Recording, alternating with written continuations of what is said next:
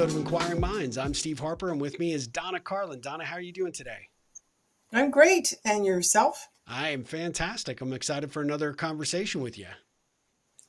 Well, we're going to build on, in a way, last week's podcast where we talked about the five whys process, which obviously is questioning and Yep. digging deep.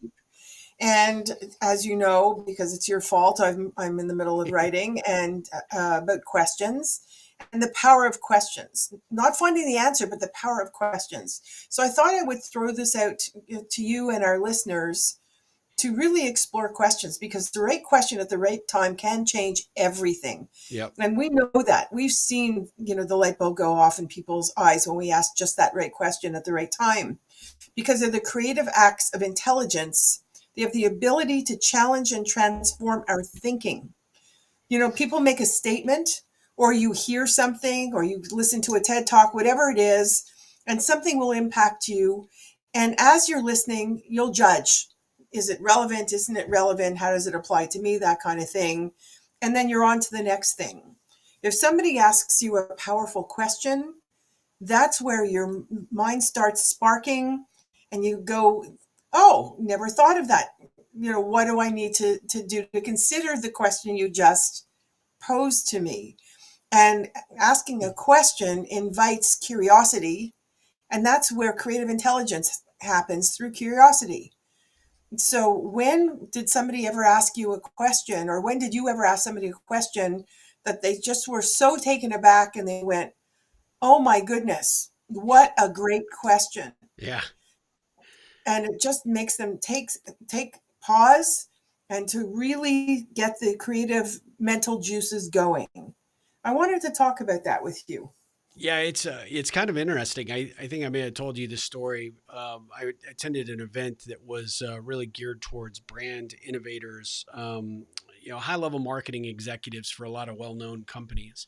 And I was an invited guest of a participant there that was representing a few companies, and he just thought it would be a great opportunity for me to be there. But everybody had their same exact approach, and you know what I feel about networking events anyway. I can't stand Yes. them because they're just painful.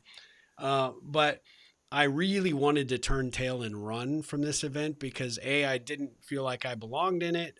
B, I felt like I was ill equipped to really stand on my own with these really successful, top level executives from major corporations. And really, three, out of my own sense of insecurity. And I recognized in the moment that that would be a big miss on my part. And I was not going to be intimidated by the environment or the people in that environment. And I asked myself, and probably you get a lot of credit because your voice was in my head at the time.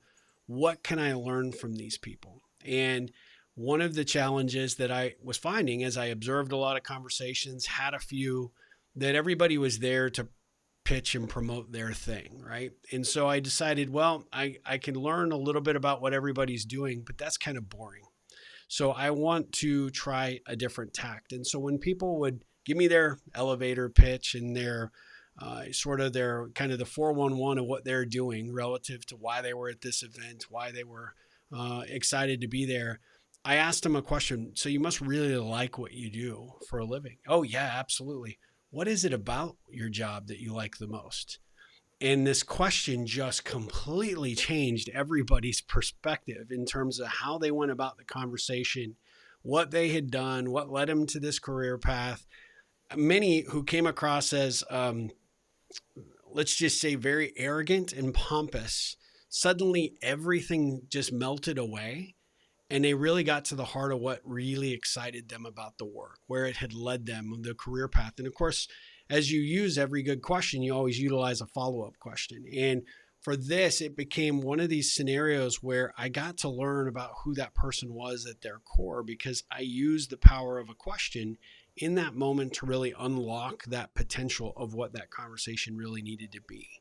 And what I found during that process is you had people that were really putting on airs for their colleagues, but they didn't really love doing it. They didn't love the pomp and circumstance of the event. What they really liked was genuine conversation with someone who showed genuine interest in who they are. Right. And the best way to show that genuine interest is to have good questions at the ready. And those questions open up, and when you're listening, right, we've talked about this before, you can hear what people are saying, but if you're not listening to what and how and why they're saying what they're saying, you really, most conversations just trail off, right? It's really understanding the emotion behind what they're sharing. It's the subtle shifts in their body language and their eyes that light up and sparkle, and picking that out. And I have one guy who is really top level executive, had sort of commanded the room the day before, and then found ourselves in a conversation the second day. And I was able to get through some of that bravado that he was putting out there the day before, and even up to when we had the opportunity to have a quick conversation. And I said, I noticed every time that you spoke about what you guys do, your eyes light up. And he just total body language change. Like, well, I'm very positive. I'm very enthusiastic about what we do because I believe in it so much. And it was going back to maybe last week's episode, right? The why, why is it that you love that so much? Utilize that question. And he said, this was an industry I wanted to do since I was 16 years old, and I've had to pull myself up from my bootstraps. And from there, it was all sorts of different ways that you could take that conversation and, learn about that journey, learn about that bootstrapping effort, learn about how he probably felt like at many times somebody was going to find out. He said, I still have to, kind of pinch myself that I've gotten as high up in this organization that I have, because I feel like somebody's going to eventually come walk into the conference room and say, hey, you're an imposter. You shouldn't be here. You would never have gotten to that with that guy, just having the average everyday conversation. So I really use the power of the question to really open up the dynamics in a conversation, in a different way. That's because you're being personal. Your question is personal. You're asking about their Yep. feelings about what they're doing. So it's not about anything canned. It's not about a spreadsheet. It's not about how much money they earned. It's about the purpose behind why they're doing their job, and what the spark is for them. People, I've been teaching for years, and people would come up to me and say, how do you market your practice? I said, that's your first mistake. You don't market your practice. You practice on your practice. And they say to me, what do you mean? I said, I don't market my work. I don't talk about my work. I do my work. So if somebody asks me what I do, I actually dive into just coaching them. Sneaky 101, absolutely. So they experience me, and they're not just, being told this is what I do in a list of things. I could help you, reveal your true potential, all of this kind of stuff. It's abstract. Yeah. That's not going to get anyone anywhere. I'm No. fascinated with people, so I will ask them something about themselves. You shared something in a previous conversation, what you asked on an airplane. Where would you rather be going? Yeah. Remember that? Yeah. and Yeah. and that gets somebody totally out of their shell, and what they're going to start doing is telling you, what their dreams are. And this guy is actually paying attention. Yep. So I've had some of my most amazing conversations on airplanes, with fascinating people. That it's a gift to have that time next to somebody that you could really have an in-depth conversation, even if it's a half-hour flight. But looking at the power of a question, it reveals so much to the individual about themselves and the world around them Yep. when you are asking this open-ended question that they might not be expecting. And I just find that even when I'm at TED, I'm using TED a lot because I work with them. You know how intimidating it is for somebody who's not changing the world tomorrow, which is half the people in the room, in some way, shape, or form, through their projects, their work, who they are, their philanthropy. They're changing the world in some way, shape, or form. And yes, I help them do it better. I help them be more of who they are and all of this. Definitely. But it's intimidating as all hell Oh, yeah. to be around these people. And I found the best part of the conference was standing in line, waiting to get into main stage, having conversations with people I never would come across otherwise, using the, on the tag it says, ask me about three things, and actually asking the question, and they start grinning because it's something that is important to them, and you learn so much about them by which you could literally steer the conversation to learn more. Yeah. We don't do enough of that in our everyday lives. Nope. No, and We it's don't take advantage. that's right. And it's one of these things. I'm working with a business executive right now that is trying to remake what they view as their, sort of their corporate culture, and you know, looking for a silver bullet, and it doesn't happen. I said, you want to start to remake your culture, get out from behind the desk and start going out and having conversations, asking questions about what your people are doing, how they're doing it, why they like what they do, what else you need to do as a leader to support them. The questions become an opportunity to have that dialogue. And if you're creative about it and you're not just talking about work process or deadlines or the upcoming projects or the priority of the business, but you're really actually asking questions about that person, and you're getting to know a little bit of their backstory, and you'll actually find that you may uncover that you've got somebody who is a square peg in a round, trying to fit in a round hole that isn't a good, potentially a good alignment for what that role is, but they would be better served, in another area of the business. And you can find, or they have a skill set because they're just coming in and doing what they do day to day, but they actually have this whole other litany of skills that you have no idea, no clue. You get the opportunity to get to know what really helps, sort of bring the cream to the cream of the crop to the top, right? And that is a value, I think, in so many ways. And I think the questions, the piece of the puzzle that most people fail to really, act on, and especially a lot of leaders, is to ask the right kinds of questions. The questions that really give you something beyond the surface connection, beyond the role, beyond the responsibility, beyond the execution of the job. It's figuring out how to get to know, and that's true, by the way, internally, but also externally with your customers, the people that might do business with you, getting to know those people. When you build that level, you said, and this is true, and I see it all the time when we do our 8-minute ripple events. People that don't know each other can go so deep so quick, Yeah. and the power of that connection in just a mere few moments can last a lifetime. And it doesn't necessarily mean that you're going to learn everything there is to learn about that person, but if you're good at it and you're committed to the process, you'll learn something that allows you to have that next conversation and build from there and ask those follow-ups. And I think that's kind of the critical factor. I'm such a big believer, and it's when you think about the whole premise of this show, right? Inquiring minds. The inquiring minds were, what questions should we be asking? What conversations should we be having? How do we have different perspectives and points of view, and how do we come together to have these dialogues in an engaged way that give people some reason to stop and go, that I hadn't thought about that. I mean, that's a process or a theory or a strategy or a concept that they hadn't considered. That's what I love about it, because it's all built around that formation of a good question. That's it. Speaking of culture, you were just talking about somebody wanting to change the culture. It's about getting to know your people and valuing your people.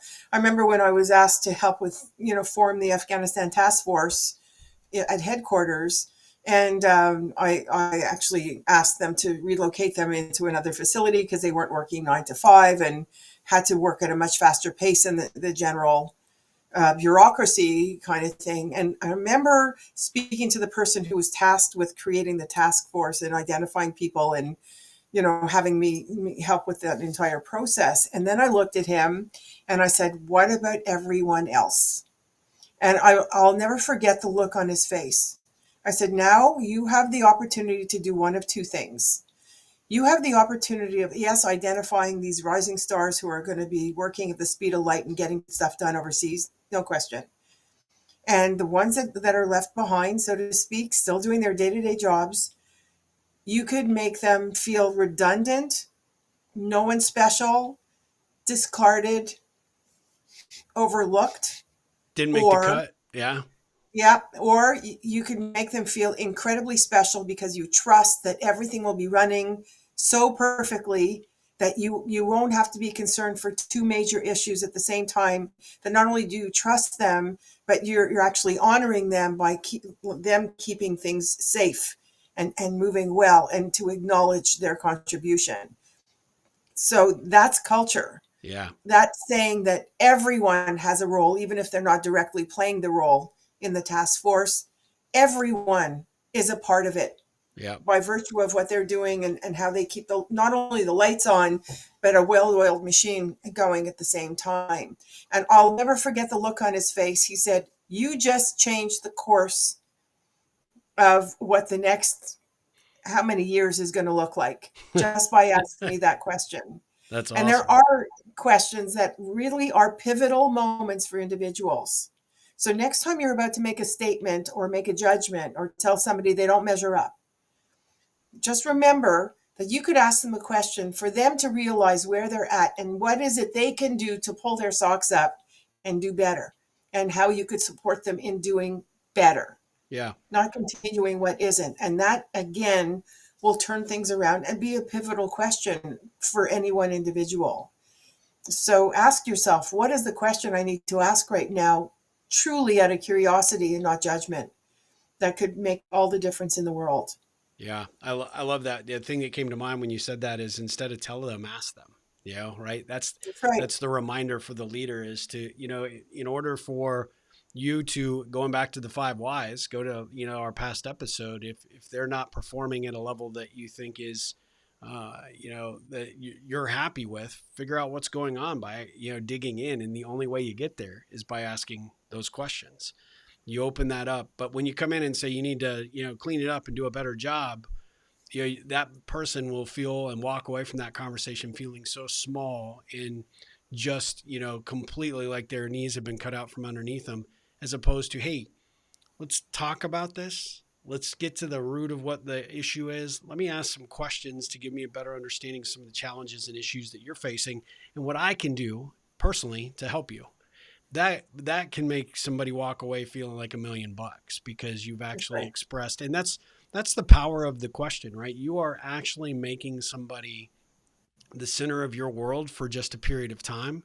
And we all want that. We all desperately want to be seen and heard and understood. And the only way that we are able to ever get there is with somebody who has a real desire to ask the right questions enough to get to know us, and that's important.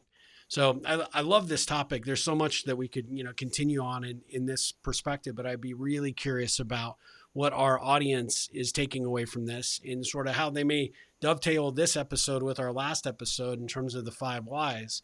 So, Donna, how can people give us, a little bit of insight as to what they've taken away from this episode? Maybe, any thoughts or ideas that it sparked that they might be willing to share. Best place is our Facebook page, Inquiring Minds with Donna Carlin and Steve Harper, and share your opinions. I'd love to hear not only how you've used questions to really connect with somebody and to really help evolve a situation, person, whatever, and alternatively, what might have a pivotal question have been in your life that really Yeah. surprised you, that really helped a light bulb go off? I would love to hear both, and that's the best place to do it because we post all our videos on there. Obviously, our podcast channels as well. You could subscribe to our YouTube and through our websites. Stephen could be found at ripplecentral.com. And I'm at Donna Carlin with a K.com. And you could always get us through there. However, to have a conversation, join the Facebook group because we have people commenting. It's great. Yeah, absolutely. And we love it. Well, we are so grateful that you tuned in to another episode of Inquiring Minds. We will be back again with a new episode, a new question, probably to put on the table. I can't wait. So, Donna, until then, have a great rest of your day. You too. Bye for now.